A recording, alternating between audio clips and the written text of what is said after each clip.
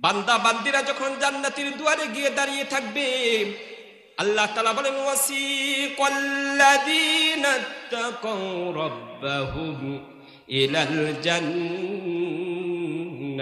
যুমারা। আল্লাহু আকবার। জান্নাতীরা জান্নাতের দুয়ারে গিয়ে দাঁড়িয়ে থাকবে, সকলেই মিলে জান্নাতের দুয়ার যখন বন্ধ দেখবে, সকলেই মিলে হযরত আদম নবীর নিকট যাইবে।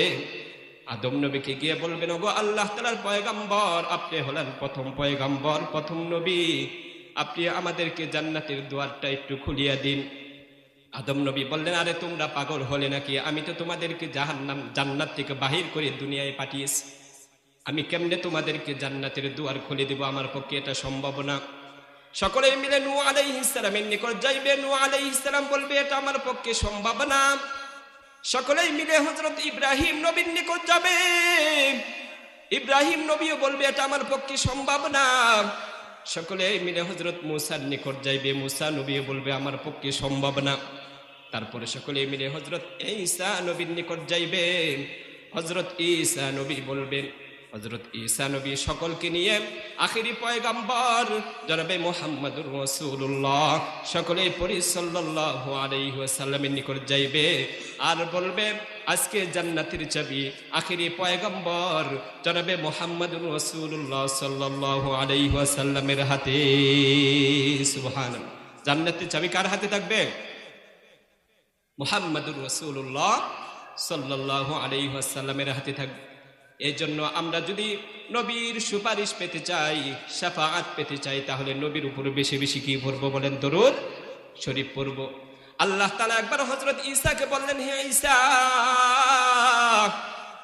আমি তোমাকে একবার আমার নিকট নিয়ে আসব, আবার তোমাকে আমি দুনিয়ার বুকে প্রেরণ করব।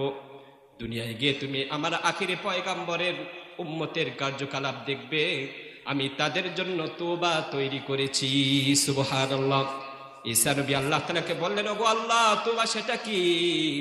আল্লাহ তাআলা বললেন, তওবা হলো জান্নাতের একটি গাছ, যেটা আমি নিজ হাতে লাগিয়েছি। ওই গাছটা হবে স্বর্ণের। সুবহানাল্লাহ। এবং ওই গাছের ডালপালা হবে অলংকার খচিত। সুবহানাল্লাহ। যে গাছের ব্যাপারে দুই একটা হাদিসের মধ্যে আসছে, নবী করিম সাল্লাল্লাহু আলাইহি ওয়াসাল্লাম বলেন, ওই গাছটা হবে তুবা, গাছটা হবে স্বর্ণের, আর ওই গাছটা এত বিশাল আকৃতির হবে, 5 বছরের একটা উটের উপর যদি তোমরা সোয়ার হয়ে দৌড়াইতে থাকো, দৌড়াতে দৌড়াতে ওই উট বুড়ো হয়ে যায়, এমনকি মারা যায়, তার হাড্ডি পর্যন্ত বিলীন হয়ে যায়, তারপরে ওই গাছের সীমানা শেষ করতে পারবে না। সুবহানাল্লাহ। এবং ওই গাছের নিচ দিয়ে 3টা নহর প্রবাহিত হবে, একটার নাম জামজাবিল, আর একটার নাম হলো মাইন, আর একটার নাম হলো রাহিক। ওই জান্নাতের নহরের পানিগুলা এত অবাক করা, এত অবাক করা, ওই জান্নাতের নহরের পানিগুলা যদি 1 ফোঁটা পানি যদি জমিনের মধ্যে আল্লাহ তাআলা ফেলতো, সারা দুনিয়ায় সুগ্রানে ভরিয়া যাইত। সুবহানাল্লাহ। এবং সারা দুনিয়ার পানিগুলা মধুর থেকে মিষ্টি হয়ে যাইত। সুবহানাল্লাহ। যখন আল্লাহ তাআলা হযরত ঈসা নবীর নিকট ওই তুবা গাছের বর্ণনা দিচ্ছিলেন, ঈসা নবী বললেন, ওগো আল্লাহ, আপনি আমাকে ওই নহরগুলার এক ডুব পানি পান করান। আল্লাহ তাআলা বলেন, হে ঈসা, যতক্ষণ পর্যন্ত আমার আখিরি পয়গম্বর জনাবে মুহাম্মদুর রাসূলুল্লাহ সাল্লাল্লাহু আলাইহি ওয়াসাল্লাম এই নহরের পানি পান না করবে, ততক্ষণ পর্যন্ত কোন নবী রাসূল এই নহরের পানিগুলা পান করতে পারবে না। সুবহানাল্লাহ। এবং যতক্ষণ পর্যন্ত আমার আখিরি পয়গম্বরের উম্মতেরা এই নহরের পানিগুলা পান না করবে, ততক্ষণ পর্যন্ত অন্য নবীর উম্মতেরাও পানি পান করতে পারবে না। সুবহানাল্লাহ, আলহামদুলিল্লাহ, লা ইলাহা ইল্লাল্লাহ, সুবহানাল্লাহ, আলহামদুলিল্লাহ, লা ইলাহা ইল্লাল্লাহ। তুমি বাঁচাও, তুমি মারো, অবিরত ক্ষমা করো।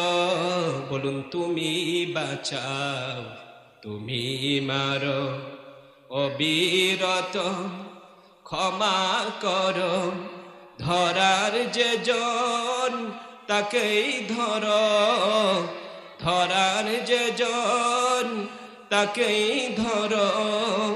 তোমারি মুঠোই সবই আল্লাহ, সুবহানাল্লাহ আলহামদুলিল্লাহ লা ইলাহা ইল্লাল্লাহ, সুবহানাল্লাহ আলহামদুলিল্লাহ লা ইলাহা ইল্লাল্লাহ।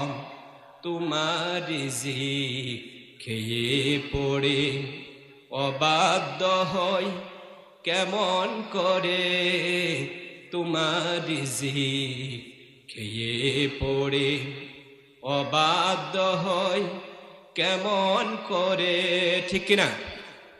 খুঁজে না পাই কোনো ভাষা, খুঁজে না পাই কোনো ভাষা, শুকুর গুজার করার আল্লাহর, সুবহানাল্লাহ বলেন আলহামদুলিল্লাহ লা ইলাহা ইল্লাল্লাহ, সুবহানাল্লাহ আলহামদুলিল্লাহ লা ইলাহা ইল্লাল্লাহ।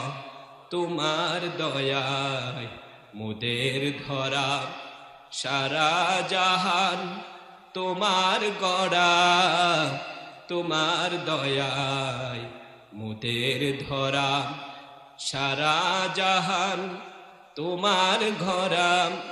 তোমারি পথে আমার জীবন, তোমারি পথে আমার জীবন, কবুল করো ওগো আল্লাহ, সুবহানাল্লাহ আলহামদুলিল্লাহ লা ইলাহা ইল্লাল্লাহ। কি ভাই মজা লাগে না? জিকির করবেন, বেশি বেশি কি পড়বেন? জিকির করবেন। নবীর উপর বেশি বেশি কি পড়বেন? দরুদ শরীফ পড়বেন। নবীর উপর যদি দরুদ পড়েন তাহলে কি আপনার সকল হাজাত আল্লাহ তাআলা পুরা করে দিবেন। আপনি ব্যবসা করেন, দোকানে বসে বসে কি পড়বেন? সাল্লাল্লাহু আলাইহি ওয়াসাল্লাম, সাল্লাল্লাহু আলাইহি ওয়াসাল্লাম বেশি বেশি পড়বেন, দেখবেন আপনার ব্যবসার মধ্যে আল্লাহ তাআলা বরকত দিবে। সুবহানাল্লাহ। আপনি চাকরি করেন, যখন আপনি যাইবেন, চাকরির মধ্যে যখন যাইবেন, গাড়ির মধ্যে থাকেন বা হেঁটে হেঁটে যান, নবীর উপর দরুদ শরীফ পড়তে পড়তে যাইবেন। আল্লাহুম্মা সাল্লি আলা মুহাম্মদ বাকি সাল্লাল্লাহু আলাইহি ওয়াসাল্লাম ছোট ছোট দরুদ পড়বেন। দেখবেন আল্লাহ তাআলা আপনার কি হায়াতের মধ্যে বরকত দিবে, আপনার সকল পেরেশানি আল্লাহ তাআলা দূর করে দিবেন।